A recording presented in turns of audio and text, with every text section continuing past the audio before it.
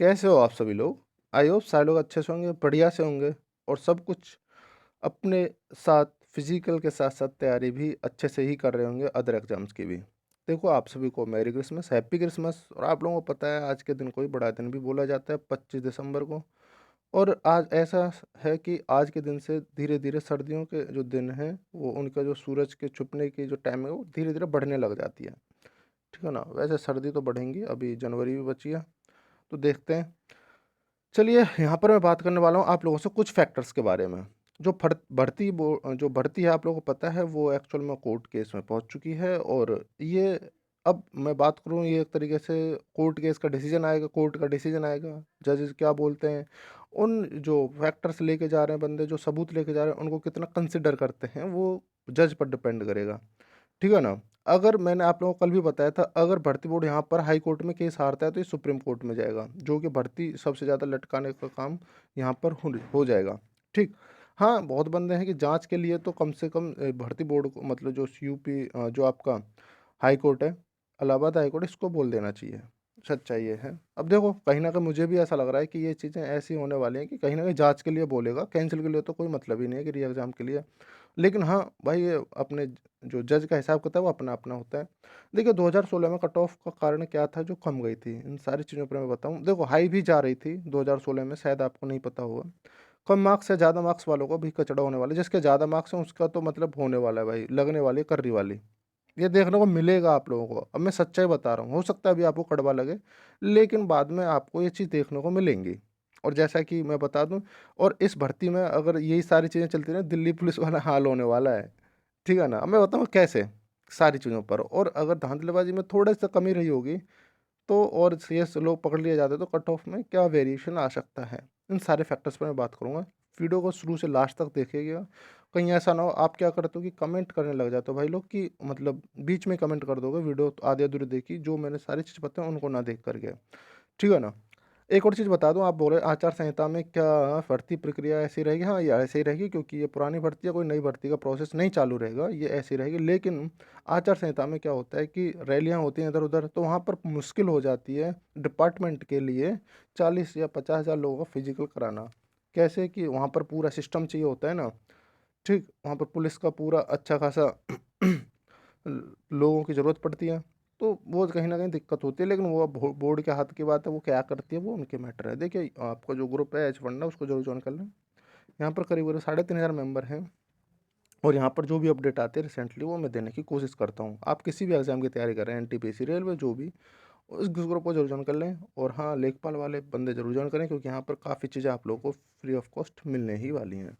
और एक चीज़ और बता दूँ कि आपके लिए मैं एक वीडियो लेके आया हूँ। आप अगर किसी ज्योग्राफी के एस्पेक्ट से भी और ग्रामीण परिवेश के एस्पेक्ट से मतलब लेखपाल के एस्पेक्ट से भी आप किसी भी एग्ज़ाम की तैयारी करें, हर कॉम्पिटिटिव एग्ज़ाम्स के लिए मतलब ये कृषि एक अलग ही वे में मैंने रिप्रेज़ेंट करने की कोशिश की। आप जा कर के विज़िट कर सकते हैं और मैं इसकी प्लेलिस्ट भी क्रिएट करने जा रहा हूँ। एक ज्योग्राफी की प्लेलिस्ट होगी और एक इसकी ज्योग्राफी में मैं आगे आप लोगों के लिए लेके आने वाला हूँ कॉन्टिनेंट्स और उनके फैक्ट्स जो क्वेश्चन मोस्टली बनते हैं, वो आज या कल मॉर्निंग तक आ जाएगी। ठीक है ना? ज़रूर विज़िट करिएगा अगर आप किसी भी कॉम्पिटिशन की तैयारी कर रहे हैं। ठीक? चलिए, अब मैं बात कर लूँ आप लोगों से कुछ फैक्टर्स के बारे में। देखो 2016 में क्या हुआ था, एक चीज़ देखने को मिली थी 2016 में। क्या? मेन चीज़ क्या देखने को मिली थी 2016 में? अगर मैं बात करूँ 2016 में आप लोगों को पता है री-एग्ज़ाम हुआ था। अगर री-एग्ज़ाम नहीं होता, जितना भी घपलाबाजी किया था एनएससीआरटी ने जैसे 2016 में भी इसी ने ही किया था, लेकिन फिर भी टेंडर उसी को दिया। अच्छे महान है योगी सरकार, मैं तो इस चीज़ को ज़रूर बोलूँगा। अच्छे काम किए हैं योगी सरकार ने, मैं ये नहीं कह रहा। बहुत अच्छे-अच्छे काम किए हैं इन्होंने, महिला सशक्तिकरण और बहुत सारी चीज़ों पर अच्छे से काम किया है। लेकिन कहीं न कहीं जो बच्चों के जो फ्यूचर से, कैंडिडेट के भविष्य से अच्छे से खेला भी है। ये भी कहीं न कहीं एक सत्य है, कड़वा सत्य है। हो सकता है आपको बुरा लगे, लेकिन यह पर्सनल सबकी अपनी-अपनी ओपिनियन है। ठीक।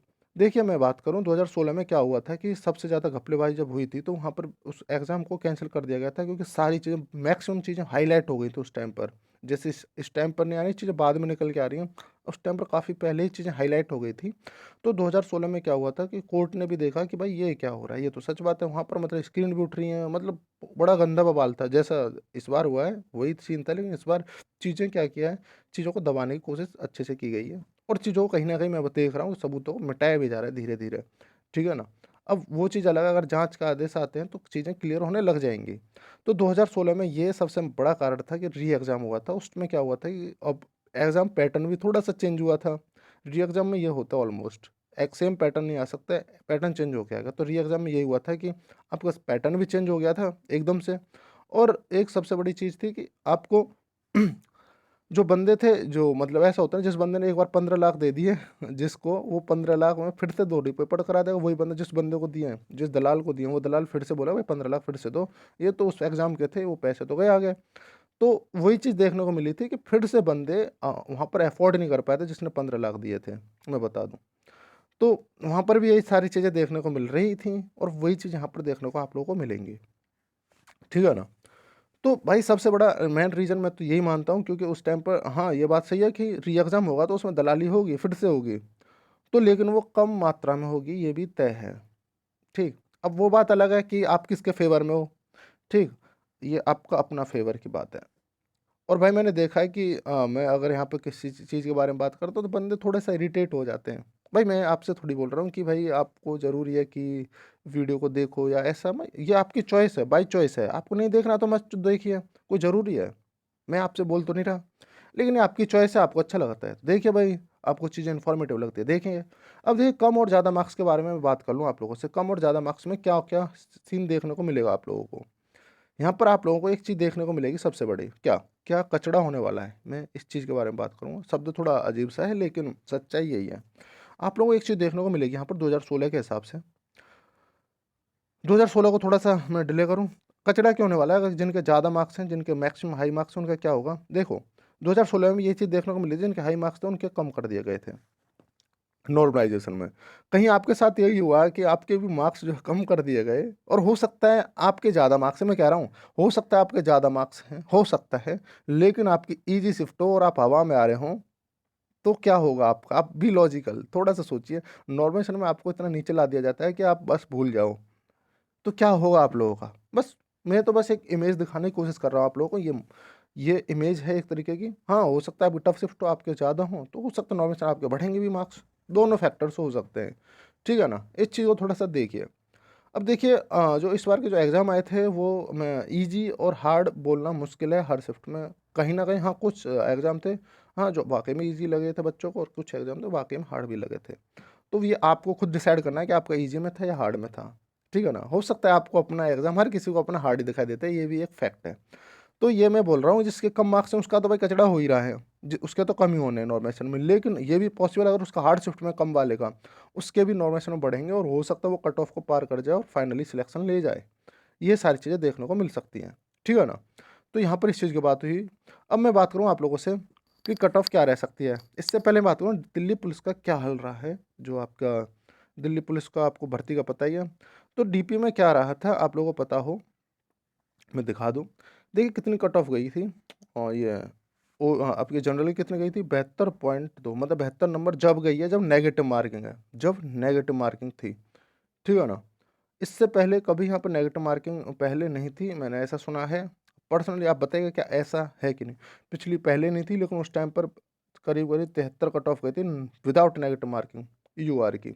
तो ये सब क्या है? आप देख रहे हो ना, यहाँ पर मतलब चीज़ों का हाइलाइट भी किया था।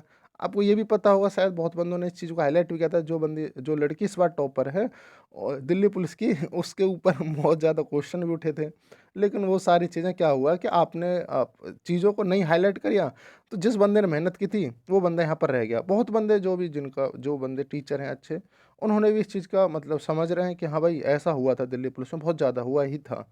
लेकिन वो बात अलग है, आप ऑलमोस्ट इतनी हाई कट ऑफ एस्टिमेट कर देते हो। मैंने ऐसा देखा, ऑलमोस्ट इतनी हाई कट ऑफ एस्टिमेट कर देंगे।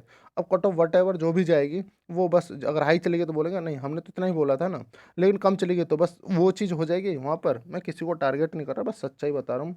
वहाँ पर क्या होता है कि आपकी जिसकी कम चली जाएगी बोल देंगे, देखो जी हमने तो इतनी बताई थी मोस्ट एक्सपेक्टेड, अब कम चली गई इसलिए कम चली गई। बस ये सारी चीज़ें एक होता है। तो वही सारी चीज़ें, और कुछ नहीं है। तो देख रहे हो ना कितनी ज़्यादा यूआर की कट ऑफ गई है इस बार। सारे बंदे काफ़ी जानकारियाँ बंदे हैं वो भी बोल रहे थे, उनके किसी के 65 बन रहे थे, तो किसी के 70 बन रहे थे। ठीक है ना? तो आफ्टर नॉर्मलाइज़ेशन तो वही सीन देखने को मिला, तो ये 65-70 वाले तो एक तरीके से कन्फर्म तरीके से ही थे, 70 वाले तो बोले थे भाई इस बार तो हो ही जाएगा। लेकिन कहाँ पर होगा भाई, जब इतना बड़ा स्कैम चल रहा होता है भर्तियों में, तो वही सारी चीज़ें मैं दिखा रहा हूँ आप लोगों को कि देखो एक स्कैम ना एक भर्ती को कतई ख़राब कर देता है। देखिए, अब मैं बात करूँ आप लोगों से यूपीएससी कट ऑफ के लिए, तो 2016 में देखो मेन रीज़न वही था कि री एग्ज़ाम हुआ था, सारी चीज़ें बदल गई थी। तो ये चीज़ देखने को मिलती, कट ऑफ वगैरह 250 के आसपास ही चली गई थी। 252 मतलब 101 क्वेश्चन के आसपास चली गई थी। और ये यहाँ पर आप देख ही रहे हैं, इस तरीके से सारी चीज़ें देखने को मिली थी। आपने देखा यहाँ पर कि कितने-कितने नंबर पर गई थी, दो मतलब ये ओबीसी के लिए और एससी एसटी के जो जितने भी कैंडिडेट थे वो इसमें जनरल में क्वालीफाई कर गए थे। इनकी जो वैकेंसी थी वो खाली गई थी। आपको पता हो, अगर महिलाओं की जो 600 में से, है ना, 300 महिलाओं का ही सिलेक्शन हुआ था, क्योंकि फिजिकल में बहुत महिला फेल हो गई थी। वही सारी चीज़ देखने को मिली थी। सर्दी का माहौल है, इस बार भी ऐसा देखने को मिलेगा और कहीं ना कहीं ये चीज़ भी देखने को मिलेगी कि कट ऑफ हो सकता है ज़्यादा वेरिएशन ना दिखाई दे, लेकिन फिर भी मैं फाइनली कट ऑफ की बात करूँ, अगर मैं यू आर अगर मैं देखो, अगर मैं फिजिकल की कट ऑफ के लिए बात करूँ तो वही सारी चीज़ें देखने को मिलेंगी आपको। यूआर की अगर मैं बात करूँ, अगर मैं यूआर की बात करूँ, 102 से 105 तक देखने को मिलेगी। फाइनल कट ऑफ की अलग चीज़ है, मैंने बोला फिजिकल के लिए। अगर आप ओबीसी से बिलोंग करते हो तो आपको 100 मार्क्स, आपके 100 के आसपास है ये चीज़। अगर मैं बोल रहा हूँ फिर से वही धांधला, अगर हाईलाइट ना ज़्यादा ना हुआ हो तब। अगर ज़्यादा हुआ है तो भाई सारी चीज़ राम भरोसे होने वाली हैं। लेकिन फिर भी आप लोगों में एक एक्सपेक्टेड चीज़ें बता रहा हूँ। एससी के लिए अगर मैं बात करूँ, जिसके 90 प्लस हैं, वो बंदा कोई टेंशन नहीं है, उसको हो जाएगा।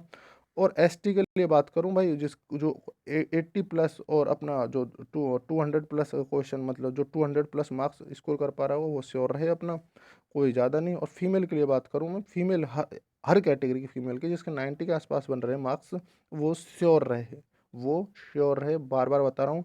फिजिकल के लिए वो सारी महिला बुला ली जाएंगी जिनके 80 प्लस और 200 प्लस मार्क्स है, स्क्रीनशॉट लेके रख लो भले ही। फीमेल की सारी महिलाओं को बुला लिया जाएगा, ये सच्चाई बता रहा हूँ मैं, ध्यान रखना। ठीक है ना? तो ज़्यादा वेरिएशन आप लोगों को नहीं देखने को मिलेगा, लेकिन फाइनल कट ऑफ थोड़ी सी बढ़ेगी अगर थोड़ा सा चीज़ें स्कैम में ना आई हों। जैसे आपने देखा होगा दिल्ली पुलिस में क्या हुआ था। ये सॉरी, देखो महिलाओं के लिए आप लोगों को दिखा दूँ, ये सारी चीज़ें आप लोगों को देखने को मिली। 305 महिलाओं को ही सिलेक्ट किया गया था। ठीक है ना? अब देखिए, मैं बात करूँ आप लोगों से, 1 सेकेंड, छोटी सी बात और है। हाँ, मैं यहाँ पर बात कर रहा था आप लोगों से कि सारी चीज़ें वही देखने को मिलेंगी अगर स्कैम ज़्यादा हाईलाइट नहीं, मीन्स ज़्यादा ना हुआ हो। हाईलाइट तो करना ही है स्कैम को। अब देखिए क्या चीज़ें हैं, क्या क्या चीज़ें वेरिएशन करती हैं, इन सारी चीज़ों पर एक अलग मैटर है। अगर सारी चीज़ें, अगर री एग्ज़ाम की मांग कर रहे हो, आप अपनी जगह सही हो। अगर आप इंक्वायरी कर रहे हो, इंक्वायरी की मांग कर रहे हो, तो भी आप सही हो। अगर आप चाह रहे हो कि री एग्ज़ाम ना हो या फिर कुछ भी ना हो, ना तो आपका इंक्वायरी हो, ना री एग्ज़ाम हो, मतलब ना तो आपका जाँच हो किसी भी तरीके की, तो भी आप सही हो। गलत कोई नहीं है, अपनी जगह सारे बंदे सही हैं। बट मैं तो इंक्वायरी को फ़ेवर करता हूँ, मैं अपना बार-बार पर्सनल ओपिनियन बताता हूँ, क्योंकि हर बंदा अपने स्टैंड पर सही है। कहीं न कहीं उसके पास एक अच्छा वैल्यूएबल रीज़न है उस बंदे के पास, हर किसी के पास अपना वैल्यूएबल रीज़न है। हर किसी के रीज़न की एक रेस्पेक्ट है, तो भाई हर बंदा अपनी जगह ठीक है। चलिए भाई, मेरे से जो भी चीज़ें बन पाई मैं आप लोगों को ये सारी चीज़ें एक्सपीरियंस के साथ शेयर कर पाया। अपना ध्यान रखिए, अच्छे से रहिए, फिजिकल के साथ-साथ अपने अदर एग्ज़ाम्स की तैयारी भी करते रहिए। अगर आपको कोई भी दिक्कत हो, कोई भी क्वेरी है, और आप इंस्टाग्राम पर आकर के पूछ सकते हैं मेरे से। अगर डीवी से संबंधित कोई भी दिक्कत है, डीवी की मैंने एक वीडियो बना दी है, तो उसको जाकर के ज़रूर देख लें। और आपको कोई भी क्वेरी है, इंस्टाग्राम पर आकर के मेरे से पर्सनली पूछ सकते हो, ग्रुप में ज़रूर आप कुछ भी पूछ सकते हैं। अभी ग्रुप की चैट ऑफ है कुछ दिनों के लिए। चलिए, thank you, take care, bye. अपना ध्यान रखिए, अच्छे से रहिए, बढ़िया से रहिए, पेरेंट्स का ध्यान रखते रहिए। और भाई उन अगर आप बाहर रहे हो तो उनको कॉल टाइम टू टाइम करते रहिए, और किसी से नाराज़ मत होइए। छोटी सी ज़िंदगी है, 4 दिन की ज़िंदगी है। ठीक है ना? अच्छे से रहिएगा, बेटर रहिएगा, आपकी एक अच्छा एक रहेगा। ठीक है ना? पॉजिटिव माहौल बना के रखो चारों ओर। चलिए, thank you, take care, bye.